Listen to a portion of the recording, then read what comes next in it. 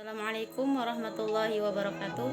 Perkenalkan, nama saya Siti Solihah, jurusan Pendidikan Bahasa Arab, Institut Agama Islam Negeri Sultan Amir Gorontalo. Pada kesempatan kali ini saya akan memaparkan identitas artikel. Yang pertama, pengertian filsafat, ciri-ciri filsafat, objek filsafat, yang ditulis oleh Latifatul Masrurah. Yang kedua, filsafat manusia dari situs Wikipedia. Yang pertama, pengertian filsafat.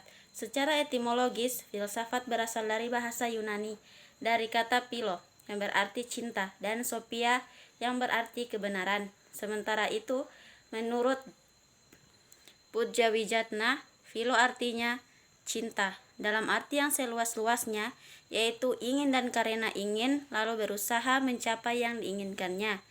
Sophia artinya kebijaksanaan. Bijaksana artinya pandai, mengerti dengan mendalam. Jadi menurut namanya saja, filsafat boleh dimaknakan ingin mengerti dengan mendalam atau cinta dengan kebijaksanaan. Ciri-ciri filsafat. Menurut Sudarto menyatakan, ciri-ciri berpikir filsafat adalah: yang pertama, metodis, menggunakan metode cara yang lazim digunakan oleh filsafat dalam proses berpikir. Yang kedua, sistematis, berpikir dalam suatu keterkaitan antara unsur dalam suatu keseluruhan, sehingga tersusun suatu pola pemikiran filosofis. Yang ketiga, koheren, di antara unsur-unsur yang tidak dipikirkan tidak terjadi sesuatu yang bertentangan dan tersusun secara logis.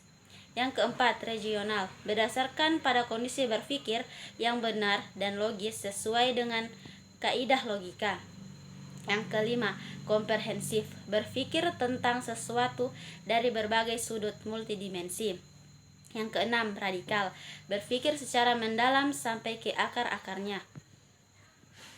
Yang ketujuh, universal, muatan kebenarnya bersifat universal, mengarah pada realita kehidupan manusia secara keseluruhan.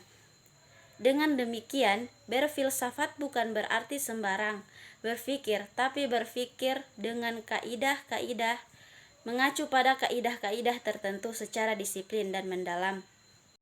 Objek filsafat. Menurut Ewing dalam bukunya Fundamental mengatakan bahwa pokok filsafat adalah kebenaran, materi, pikiran, hubungan antara materi dan pikiran, ruang dan waktu, sebab-sebab, kebebasan, serba tunggalauan, serba jamak, dan Tuhan. Maka dapat diambil kesimpulan bahwa objek filsafat adalah segala sesuatu yang mewujudkan sudut pandang dan kajian yang mendalam, radikal, yaitu objek material dan objek formal.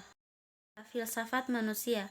Filsafat manusia adalah cabang filsafat khusus yang secara spesifik mempelajari hakikat esensi manusia. Objek material filsafat. Gejala manusia. Tujuan filsafat manusia menyelidiki, menginterpretasi, dan memahami gejala-gejala ekspres manusia. Objek formal filsafat manusia yaitu dimensi metafisis, spiritual, universal, diselidiki dengan menggunakan metode sintesis dan refleksi. Saya Siti Solihah, saya akhiri, wabillahi taufiq wal hidayah. Wassalamualaikum warahmatullahi